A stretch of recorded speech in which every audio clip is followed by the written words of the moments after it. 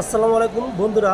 বিদেশি ছাত্রদের ভিসা বাতিল ট্রাম্প প্রশাসনের কঠিন সিদ্ধান্ত। বর্তমানে আমেরিকায় প্রায় 15 লাখ বিদেশি শিক্ষার্থী পড়াশোনা করছে। তারা F1 ও J1 ভিসায় যুক্তরাষ্ট্রে এসেছে উচ্চশিক্ষার জন্য।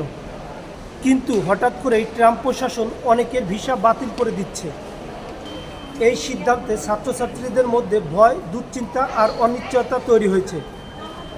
সরকার বলছে কিছু ছাত্র নাকি দেশের নিরাপত্তার জন্য ঝুঁকি হতে পারে, তাই প্রথমে স্টেট ডিপার্টমেন্ট তাদের ভিসা বাতিল করেছে, আর পরে হোমল্যান্ড সিকিউরিটি তাদের বৈধ স্ট্যাটাস কেটে দিয়েছে।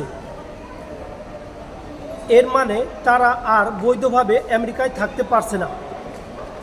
এই কারণে প্রায় 1500 ছাত্রছাত্রী যারা আমেরিকায় 40টি রাজ্যের 240টিরও বেশি ইউনিভার্সিটিতে পড়তো বা কাজ করত, তারা এখন সমস্যায় পড়েছে।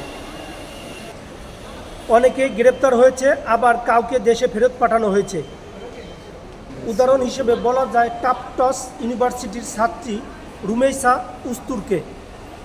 কোনো সতর্ক ছাড়াই তাকে হঠাৎ করে ধরে নিয়ে যায় আইসি এজেন্টরা। এসব ঘটনায় শিক্ষার্থীদের মানসিকভাবে অনেক ক্ষতি হয়েছে। অনেকে ঠিকমতো ঘুমাতে পারছে না, গবেষণা বন্ধ হয়ে গেছে। বিশ্ববিদ্যালয়গুলো বলছে এই কাজ অমানবিক আর শিক্ষাবিরোধী।